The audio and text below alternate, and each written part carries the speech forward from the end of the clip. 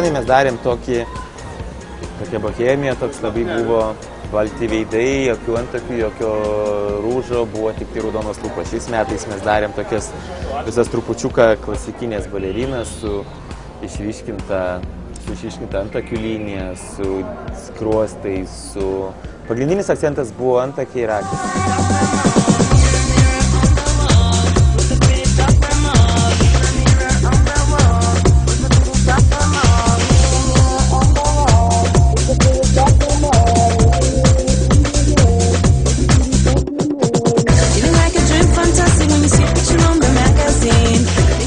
Man atrodo, kad kiekviena moteris rankinėje šalia pudrinės visada turės mažą, didesnį blizgerbą arba geriausią lūpdažį.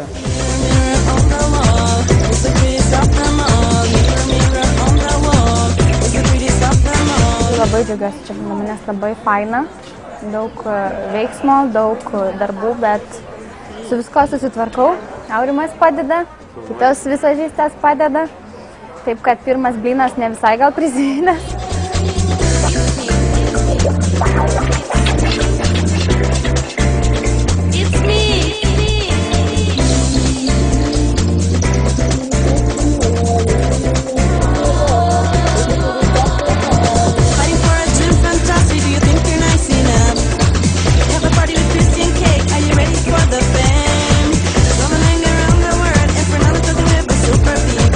O makiažas taip patinka.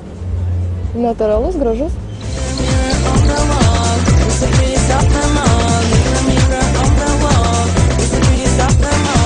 Buvo labai smagu ne dėl to, kad aš prieš kelis mėnesius grįžau į Lietuvą tik tam, kad pristatyti šitą makiažo pagrindą, šitą gaminį, bet buvo labai smagu, kad modeliai ir ne tik tai tie, kurie dirbo Lietuvoje, bet ir tie, kurie tarptautiniai arba kurie gyvena užsienyje ir atvažiavo tik tai pagelbėti Juozui. Šį kartą labai džiaugiasi ir klausiau, ką čia tepi ant veido.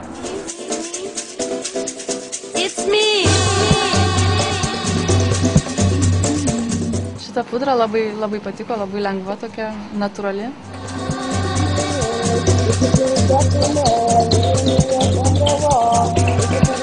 Statkevičiaus kolekcijos pristatymas reiškia, kad tai yra įvykis kartą metuose, kuris sulaukia labai daug dėmesio.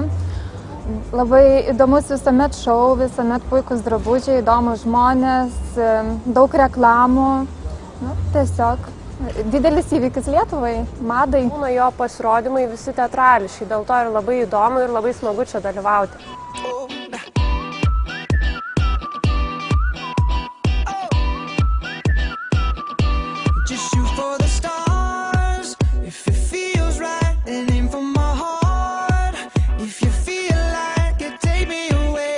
Ir aš labai džiaugiuosi, kad aš grįžau 3 dienom iš Dubajaus čia į Lietuvą dėl Juozo, kartu su Max Factorium, kad mes naudojam gerą kokybišką kosmetiką ir modeliai džiaugiasi, mes tuoj dabar išleisim pirmą kolekciją, po kelių valandų išstartuos antrą kolekciją ir man visiškai ramu, nes žinau, kad niekas nenutekės, nenubėgs ir viskas įsilaikys ir bus viskas taip, kaip reikia.